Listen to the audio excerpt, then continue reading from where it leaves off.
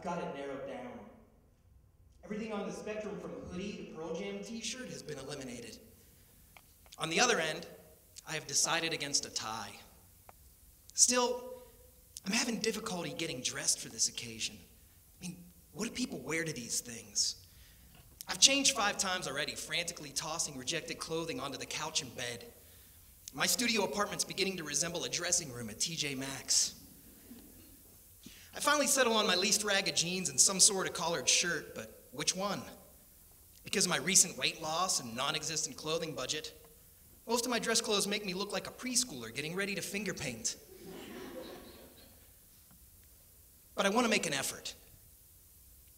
At no point do I want anyone to think that I didn't try. Speaking of which, I cannot be late today. I say this every time I'm late, which is almost every day. But today, I can't be late. Old blue button down it is. And I'm down the steps 2 by 2 and out to the street. And then there is the question of what to wear, the equations, the functions of flesh. When X equals female, a 1/4 inch of thigh skin is equal to approximately 60 milliseconds of unwelcome eyeballs lingering on her limbs. Transit is defined as a transition or change. To change is to make the form, content, or future course different from what it is or from what it would be if left alone. If left alone on an empty train car beside an empty seat, I would remain a living, breathing thing.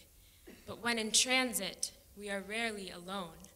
On the red line, I become just another body hanging from a rail, another hunk of sweaty luggage, another ounce of weight, or rush, or hurry, another set of eyeballs rolling to and fro with the shifting train.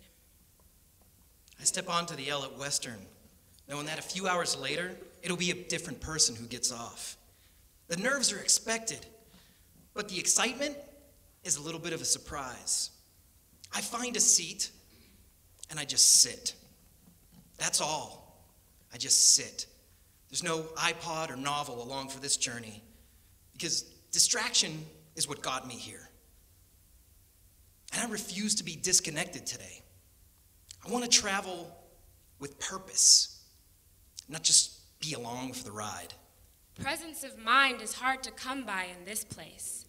People tend to be off somewhere else, swimming in a book or song, tending to a baby, or wandering out the window. The man who did the voiceovers for CTA buses and trains had to count from 1 to 999 in virtually the same inflection so that a computer could generate run number announcements using his voice.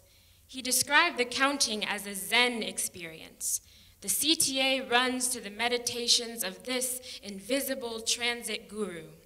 According to his teachings, headphones and red eyes are the gravest of sins.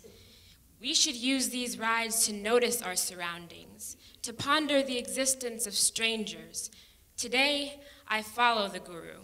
A boy sits next to me, cradling a book in his hand. He is close enough to smell.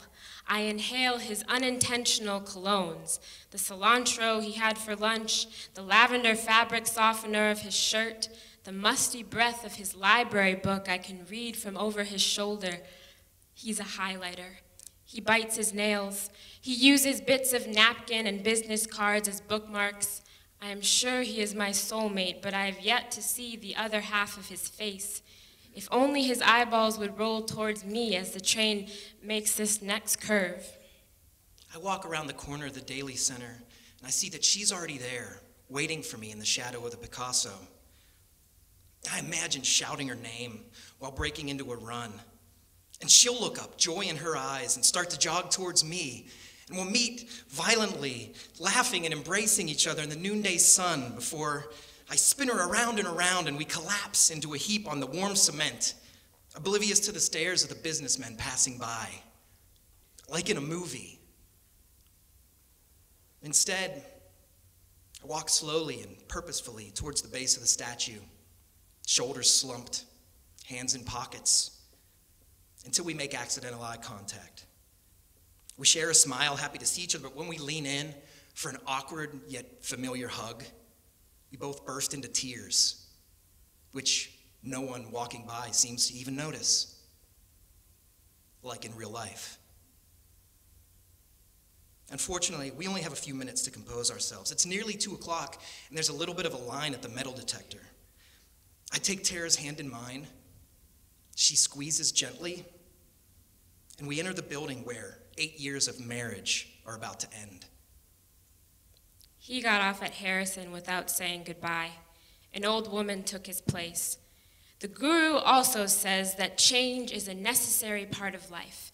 Everything changes. Life is like an L train going back and forth between edges of the city. Sometimes it flies by, rattling the tracks and breaking the speed limit. Other times it inches along at a snail-like pace and stands momentarily waiting for signal clearance. As soon as we think we're safe, we hear a screech, a stranger stumbling across your toes asking for change or transfer, a belligerent drunk with the balls to ask for your number, an old woman alone with columns of tears running down her cheeks like rain down the glass of an emergency exit window. We people of transit sit silent and avert our eyes from her. She reminds us of the living, breathing beings we were when we left home. When your last name starts with W, you always sit in the back. The chocolate milk is usually sold out by the time you get to the cafeteria, and you get divorced last. I'm used to it after a lifetime of alphabetical oppression. And Tara is about to ascend back into the middle class of the M's. So we sit patiently on the wooden bench, still holding hands, and wait for our turn to become legally estranged. In the meantime, we're treated to an hour-long parade of divorces, an undercard to our personal main event. Some of them are intriguing, like the case of the man who explains to the judge that his wife is absent from the courtroom because she's already living in France with the man she left him for. Poor guy, whispers Tara. Or the plea of the man who feels he deserves both the house in Arlington Heights and the vacation place in Cozumel. Poor guy, I say. Most, however, involve two worn-out human beings who have nothing left to give each other, even anger. They stand 5 feet apart as their attorneys speak on their behalfs, already strangers. Finally, we're called up to the front. We don't need attorneys as we have nothing to split up but college loan debt. And our divorce is no fault, which means that no one is to blame, or rather, everyone is. The relationship that had been sparked by dozens of lingering touches on the steps of Leonard Hall, built via hundreds of pint glasses and coffee mugs, and polished over thousands of evenings in each other's arms is nullified with just a handful of sentences, signatures, and nods. I look over through a haze of tears at the woman I had once pledged my life to the woman I was now taking it back from, minus the pieces that she can claim forever as her own. She stares back, chest heaving, and we're in sync, truly with each other. Together, more in this moment than any time in the last 2 years. And there's one final question from the judge. He asks, Mr. Whitehair, is there anything you'd like to ask your wife?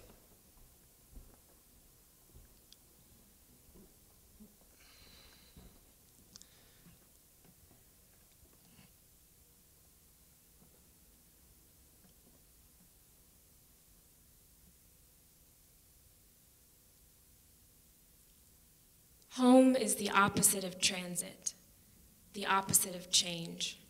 To be home is to be where things are most familiar, to know the form, content, and future course of things, to stand firmly on still ground without grasping a metal railing, to open and close your own doors, to leave your baggage unattended at any time. 2 more stops until the end of the line, which today is at Fullerton. We share a seat and also a wad of paper products the bailiff gave us as we left. There was a Wendy's napkin, an industrial napkin, a paper towel, a piece of toilet paper, and another fast food napkin. All these separate things came from the pocket of one woman who looked like Marsha Warfield's character on Night Court. When we weren't blowing our noses, we're still holding hands as we watch the stops click down to the end of our time together. Clark and Division. I wonder what would have happened if maybe we could have North and Clybourne. Is it possible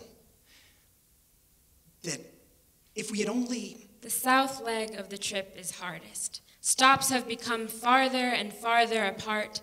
The 95th Street Red Line station awaits with her loose squares and concrete, her candy bar salesmen and watchdog police.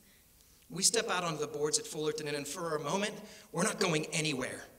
Not coming or going, just holding on to each other for as long as we can, fighting the current of bodies streaming past us. I'm sorry, she says. I love you, I say. We say anything we can think of to avoid the only two syllables that are necessary now. To transfer is to remove oneself from one place to another. There is another bus waiting for me, another crate of shifting eyes and ounces of weight and rush and worry. I let go. She disappears into the crowd, swept down the stairs towards a dinner shift and a new life. On the platform, alone, I know that whatever comes next, whichever train comes around the bend, I have to get on it, just to be moving again.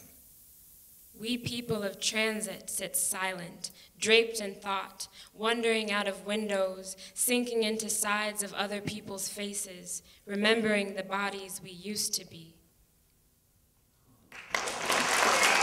Mr. Scott Woods.